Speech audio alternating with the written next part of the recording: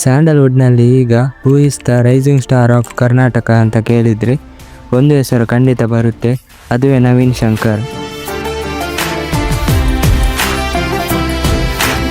ಉತ್ತರ ಕರ್ನಾಟಕದ ಹಳ್ಳಿಯೊಂದರಿಂದ ಬಂದ ನವೀನ್ ಶಂಕರ್ ಪ್ರಶಾಂತ್ ನೀಲ್ ನಿರ್ದೇಶನದ ಬಿಗ್ ಬಜೆಟ್ ಸಿನಿಮಾದಲ್ಲಿ ಅವಕಾಶ ಪಡೆದುಕೊಂಡಿದ್ದು ಹೇಗೆ, ಅವರ ಅಪ್ಕಮಿಂಗ್ ಸಿನಿಮಾಗಳು ಯಾವುದು, ಬನ್ನಿ ಈ ಎಲ್ಲ ಮಾಹಿತಿಗಳನ್ನು ಈ ವಿಡಿಯೋದಲ್ಲಿ ನೋಡೋಣ. ಅದಕ್ಕಿಂತ ಮೊದಲು ನೀವೇನಾದರೂ ಫಸ್ಟ್ ಟೈಮ್ ನಮ್ಮ ಯೂಟ್ಯೂಬ್ ಚಾನಲ್ ನೋಡ್ತಾ ಇದ್ದರೆ, ನನಗೊತ್ತು ನೀವು ಫಸ್ಟ್ ಟೈಮೇ ನಮ್ಮ ಯೂಟ್ಯೂಬ್ ಚಾನಲ್ ನೋಡ್ತಾ ಇರ್ತೀರಿ, ದಯವಿಟ್ಟು ಸಬ್ಸ್ಕ್ರೈಬ್ ಮಾಡಿ.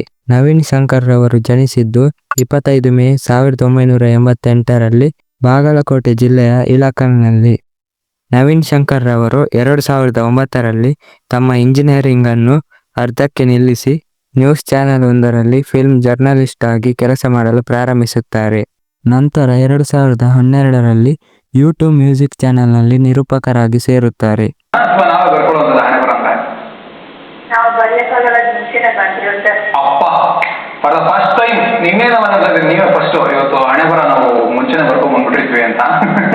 ಈ ಸಮಯದಲ್ಲಿ ಅವರು ರಂಗಭೂಮಿಯಲ್ಲಿ ನಟಿಸಲು ಪ್ರಾರಂಭಿಸುತ್ತಾರೆ.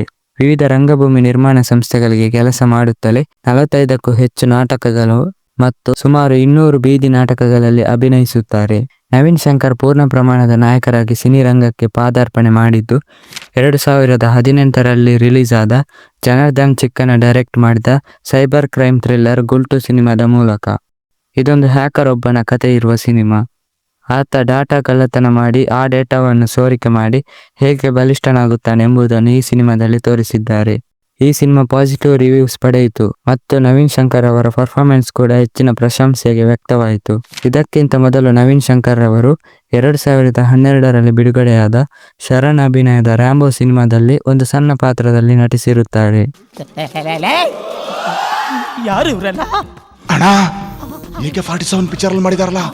ಉಗ್ರಗಾಮಿಗಳು ಅವರೇ ಇವರು.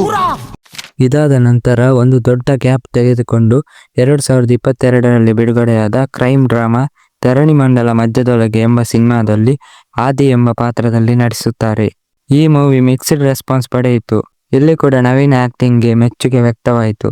ಅಷ್ಟೇ ಅಲ್ಲದೆ ಈ ಸಿನಿಮಾದ ನಟನೆಗಾಗಿ ಫಿಲ್ಮ್ ಫೇರ್ ಅವಾರ್ಡ್ ಕೂಡ ಪಡೆಯುತ್ತಾರೆ. ಇದರ ನಂತರ ಹೊಂದಿಸಿ ಬರೆಯಿರಿ ಎಂಬ ಸಿನಿಮಾದಲ್ಲಿ ನಟಿಸುತ್ತಾರೆ. ಇಲ್ಲಿ ಕೂಡ ಅವರ ಅಭಿನಯ ಜನರಿಗೆ ಇಷ್ಟವಾಗುತ್ತದೆ. ನಂತರ ಇವರು ಡಾಲಿ ಧನಂಜಯ ಅಭಿನಯದ ಗುರುದೇವ್ ಹೊಯ್ಸಳ ಸಿನಿಮಾದಲ್ಲಿ ಬಲಿ ಎನ್ನುವ ಪಾತ್ರದಲ್ಲಿ ವಿಲನ್ ಆಗಿ ನಟಿಸುವ ಮೂಲಕ ತಾನು ಎಲ್ಲ ಪಾತ್ರಕ್ಕೂ ಫಿಟ್ ಎಂದು ತೋರಿಸುತ್ತಾರೆ. ಇದು ನವೀನ್ಗೆ ಹೆಚ್ಚಿನ ಪಾಪ್ಯುಲಾರಿಟಿ ಕೊಟ್ಟಿತು. ನಂತರ ಇವರು KGF ಖ್ಯಾತಿಯ ಅರ್ಚನಾ ಜೋಯಿಸ್ ಜೊತೆಗೆ ಕ್ಷೇತ್ರಪತಿ ಎಂಬ ಮೂವಿಯಲ್ಲಿ ವ್ಯವಸ್ಥೆಯೊಂದಿಗೆ ಹೋರಾಡುವ ಯುವ ಪದವೀಧರನ ಪಾತ್ರದಲ್ಲಿ ನಟಿಸುತ್ತಾರೆ. ನಂತರ ಪ್ರಶಾಂತ್ ನೀಲ್ ನಿರ್ದೇಶನದ ಮೊದಲ ತೆಲುಗು ಮೂವಿಯಾದ ಸಲಾರ್ ಸಿನಿಮಾದಲ್ಲಿ ನಟಿಸುವ ಅವಕಾಶವನ್ನು ಪಡೆಯುತ್ತಾರೆ. ಪ್ರಭಾಸ್ ನಟನೆಯ ಈ ಸಿನಿಮಾದಲ್ಲಿ ಪಂಡಿತ್ ಎಂಬ ಪಾತ್ರದಲ್ಲಿ ಮಿಂಚುತ್ತಾರೆ. ಇನ್ನು ಅವರ ಪಾತ್ರ ಸಲಾರ್ 2ನಲ್ಲಿ ಹೇಗಿರಬಹುದೆಂದು ಕಾದು ನೋಡಬೇಕು. ಇದಾದ ನಂತರ ಬಂದ ನೋಡಿದವರು ಏನಂತಾರೆ ಎಂಬ ಸಿನಿಮಾದಲ್ಲಿ ಅವರ ನಟನೆ ಮತ್ತು ಡೆಡಿಕೇಶನ್ಗೆ ಮೆಚ್ಚಲೇಬೇಕು.